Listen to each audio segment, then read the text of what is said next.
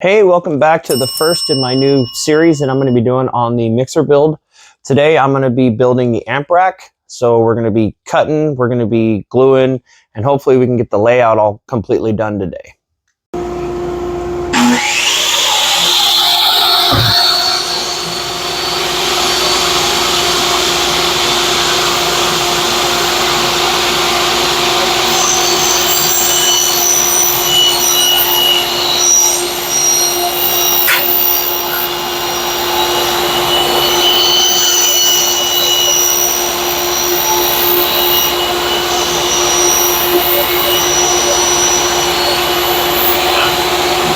Now this is the amp rack for the old system, and what I had, if you remember, I had both amps going like this, and then I had my fuse block down there and everything running this way. So this is the bracket that I'm using, or that I'm going to have to use, because this is going to attach to the bottom of the seat. So this piece that I just cut, my plan is, I'll set this up here like this.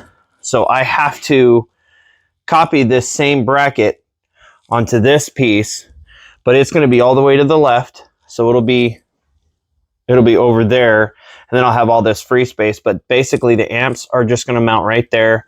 I'm going to have to do a piece that's going to kick off to the side for the DSP, and I'll show you what I'm talking about. So you'll have to use your imagination, but we'll say this is the new amp rack. This is the piece I'm not going to use as just my mock-up, but it's going to sit basically kind of like that. It's going to kick out to the side. So this is going to hold my DSP. It's going to hold the bass knob, and it's also going to hold the switch for the on-off for the rear amp.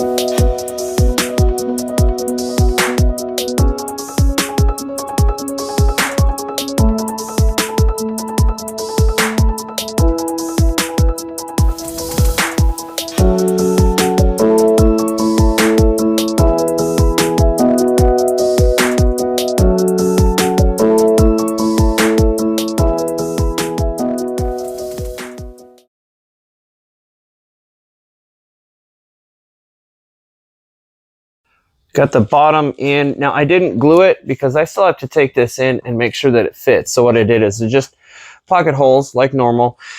Once I take this in and dry fit it tomorrow, I will probably pull those screws out and glue it just to make sure it fits. But next step is to get these three pieces lined out on this, and then I got to figure out this, and then the bass knob and the switch. This is massive. I'm thinking what I'm probably going to do is, once I get everything laid out, I'm going to maybe cut this down a little bit, because this thing is just so big. But here we go. We'll start doing the layout. Current mock-up of how the standoff is going to be for the DSP remote, and then on-off switch. I got to drill holes, and then I'm going to route out this profile here and put a piece of wood on the back side, so you'll see the face, but you won't see any of that. This whole piece, I got to measure over 22 inches, is going to sit just like this. So the reason I have to measure over 22 inches is because where this sits like this, the armrest, or not the armrest, but the side of the passenger seat is basically going to be just right on the other side of this. So the plan is, once I get this DSP exactly where I want it, I'm going to route out a channel here, so a hole here, and then I'm going to do a hole here. I'm going to route all the RCAs back behind this, and then I'll route all the power remote and ground. And then cool thing about this is I have a sequencer, excuse me. So I have my remote in, but then I have 3 remote outs, which will come on in sequence, so I don't get turn on pop. That's pretty cool.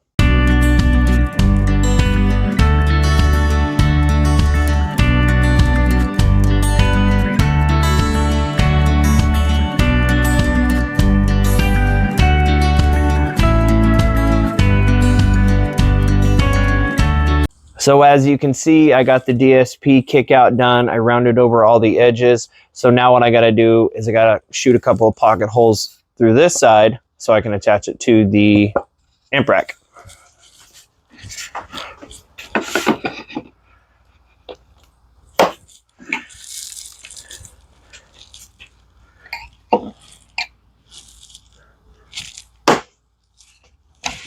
Boy, I almost messed that up. I got this kicked around the wrong side. There we go.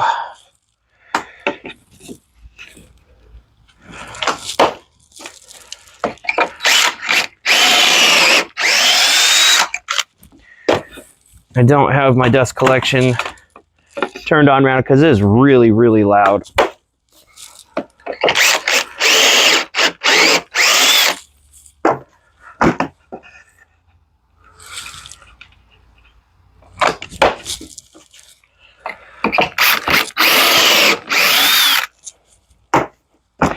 I'm thinking 3 holes ought to suffice. So we'll go ahead and get that attached right quick. So I needed the end of the DSP board to be at 22 inches. That gives me a little bit of clearance. So right here, I went ahead and drew a line. So the DSP is going to kick off, and it's going to look just like that. I rounded the edge so it won't stay up. All right, I'll go ahead and get that attached. What I wound up doing is using the 90-degree base clamps. I got the top clamp there. I got the top clamp there. I got one top clamp, or excuse me, one clamp for the whole thing. And then I've got these 2 little clamps that are holding that.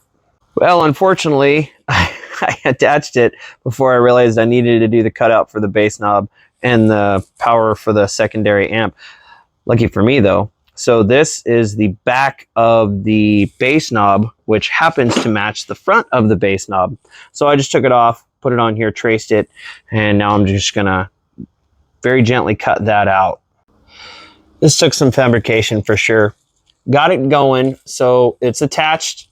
Nothing's glued, like I said. I'm just trying to do the mock-up now. So this will be the switch for the rear speakers. Obviously, that's my bass knob. If you guys can see, so I made this hole just a little bit too big. I had some plastic laying around, so what it is, I heated it up, and it took 2 pieces, but I just molded it right to the bottom of the bass knob. And I don't think I would do this if I was doing it for, you know, a customer, but for me, it'll be okay. So that's the DSP. That's where it's going to be at. Now I'm going to lay the amp rack down, and we're going to mock up the amps and the terminal. After what seemed like 2 hours of just moving stuff around, this is what I've come up with. I haven't attached anything yet, but that's what it's going to look like. That's the command center, basically. So here it is. I will do a more in-depth video when I start wiring it up. So the audio for this clip was lost, so I'm going to do my best here. So what happened is that line that I drew and I attached, I realized after looking at it that the amp, that the DSP was not sitting where I wanted it to. It needs to sit more at an angle. So those 3 holes there, I got to plug them. And what I have there is just literally a skewer that I'm going to stick in the hole, and I'm just going to pop it off. And what that's going to do is that's going to go in and it's going to fill the hole. And then I will go back later on, and when I, you know, get ready to sand this, I will put just a little bit of filler in those holes, and literally the holes just disappear.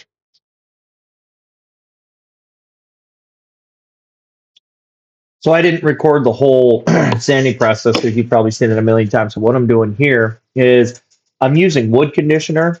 I have found that if you use wood conditioner, it makes your stain pop. You don't get splotches, and it looks just so much better than not using it.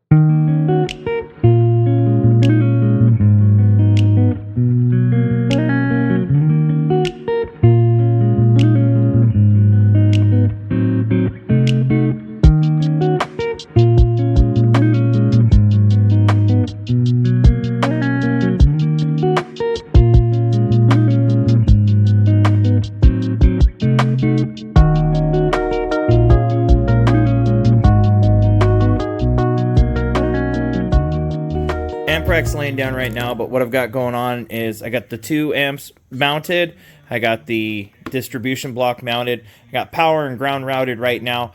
I'm going to do a quick time lapse just so you can see how I did these. I was going to disconnect all this and show you how I did it, but then I'm like, it's just... so I've got, this is the 4-channel, this is the 5-channel. What the rack looks like when it's sitting up. Now I still have to attach my mounting points for those wires so those don't move, but I want to show you what I got going on with the DSP. So these two are going to go to the back of the head unit. Now, I have 2, I believe these are 17 or 20 foot. The reason I have 2 is because, so this is going to be the first 2 are going to be the input that's going to run the DSP. I don't need my subwoofer DSP'd. So out of the 5-channel, I've got, you can see it going down there. That one, I'm just plugging that directly into the back of the deck. I'll use the limited EQ that I have on the deck and crossover points. It's a Kenwood, so it's an Exelon. It's a good deck. So I'll use those to do my crossover and volume and level control.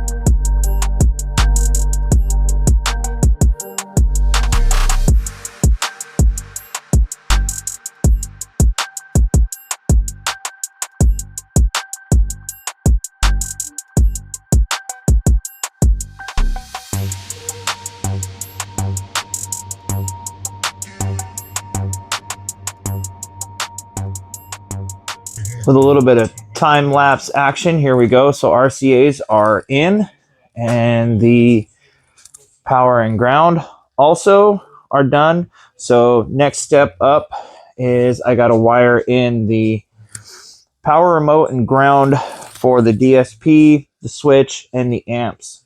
So we got to get the wiring prepared, and we got to get wiring.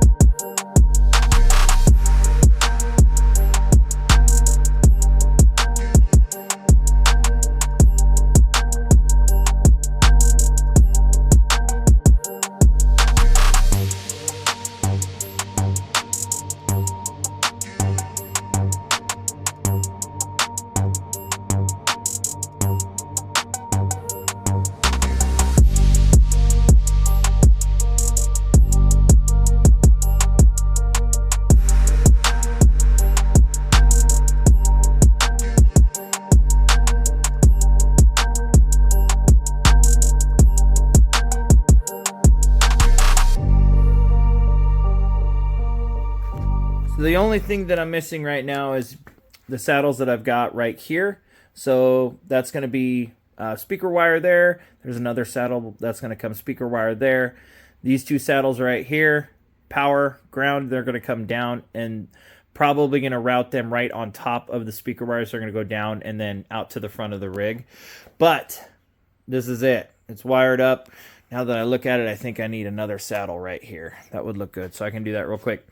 But that's it. Now, it doesn't look pretty. The wiring is not done. You can see that I've still got all these zip ties that are loose. That's because I ordered 25 feet of speed wire, so I need to leave that loose for the, I'm going to have the 4 wires coming from the front of the truck. That's going to go into the 5-channel, and then I got to run new wires for the speakers in the back. But anyways, and then so this is what the DSP looks like all done up. And once again, I'm waiting for the remote. I need that speed wire. But so here it is. Saturday is the big day. Comment and let me know what you guys think.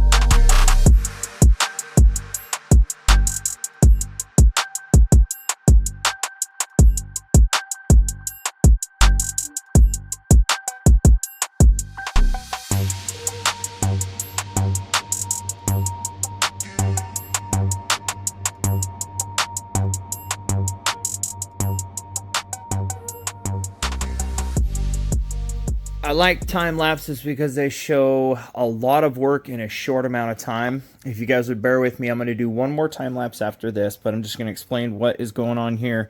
So these RCAs are going to go, these RCAs are going to go off underneath all these wires this way. Everything's going to go down and then to the front of the truck. And so I use the color-coded wires. You've got white, gray, green, and purple front driver, front passenger, rear driver, rear passenger. So, and then the subwoofer, that's what that is. So the 5 channels hooked up. I'm gonna have to wait on the 4 channel because I don't know exactly how long the wires have to be. I'm thinking 25 feet a piece, but I'm not sure. So this is the very last thing I'm gonna do. But next thing, I'm just gonna hook up the power wire.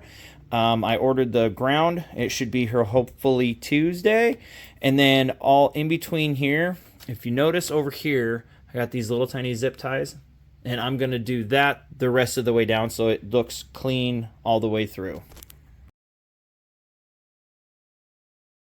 In this last time lapse, what I'm doing is attaching the end to the 4-gauge power wire and wrapping it in red Tech Flex. And that wire is going to go from the distribution block to the battery, which sits behind the cab, which is also where I'm going to ground everything. Here is the finished amp rack. Well, pretty much finished. I'm not going to film, just all I have left is this wire and then the 4 speaker wires for the back. I'm not going to film that. It's going to be more of the same of what you've seen, but this is the amp rack. This is what it's going to look like in the truck. I threw the sub in so you can actually see them side by side. The stain was way darker on the amp rack than it was on the box, which kind of sucks, but that's all right. It still looks good. I'm really happy with it.